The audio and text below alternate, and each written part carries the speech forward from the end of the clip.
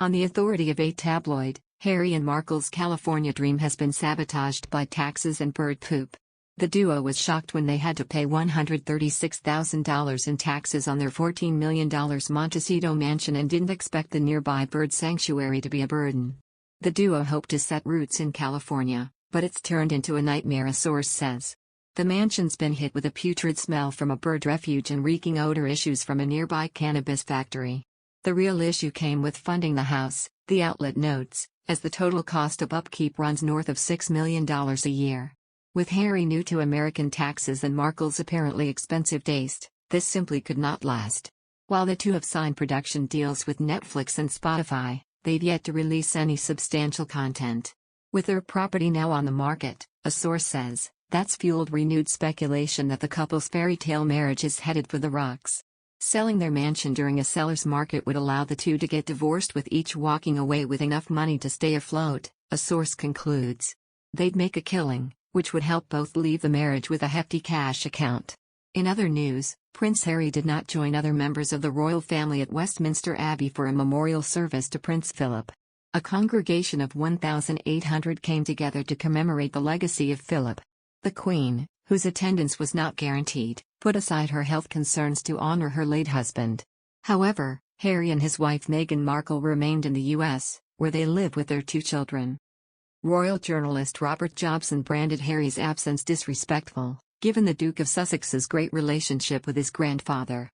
He told the Royally Obsessed podcast earlier this month, "I'm sure that the Queen knows that Philip and Harry had a great relationship and enjoyed each other's company.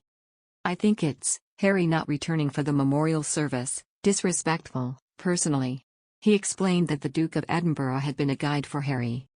Unearthed reports reveal that Philip may have played a role in setting Harry on the right path. The prince was known for his rebellious side and was a regular fixture on the party scene.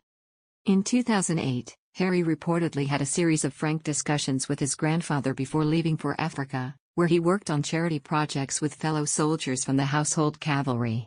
A royal source close to the Duke told at the time, "Harry will probably go out to let off some steam now he's back home, but he has said his bougies nights are numbered."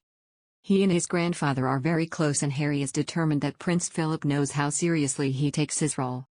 Harry has said he is busy planning the next step of his military career and wants to continue doing charity work in Africa. Philip sees a lot of himself in Harry. He loves his get up and go, his love of the army, and his sense of humor. He wants to know that Harry is going to be a dutiful prince, not a wayward one. However, 12 years later, Harry stepped down from his senior position in the firm in January 2020. He and Meghan now reside in the affluent enclave of Montecito, California. He has returned to the UK twice, the first time being for Philip's funeral in April last year. In 2008, the source close to Harry told, "I'm told Prince Philip has asked Harry to record a testimonial to be played at his funeral. Harry sees it as a great honor." Due to coronavirus restrictions, only 30 guests were permitted at Philip's funeral in April 2021. Harry, who flew from California to attend the ceremonial royal funeral, described Philip as master of the barbecue, legend of banter, and cheeky right till the end in a statement ahead of the service. He said in his statement, Philip, will be remembered as the longest reigning consort to the monarch, a decorated serviceman, a prince and a duke. But to me, like many of you who have lost a loved one or grandparent over the pain of this past year, he was my grandpa, master of the barbecue, legend of banter, and cheeky right till the end.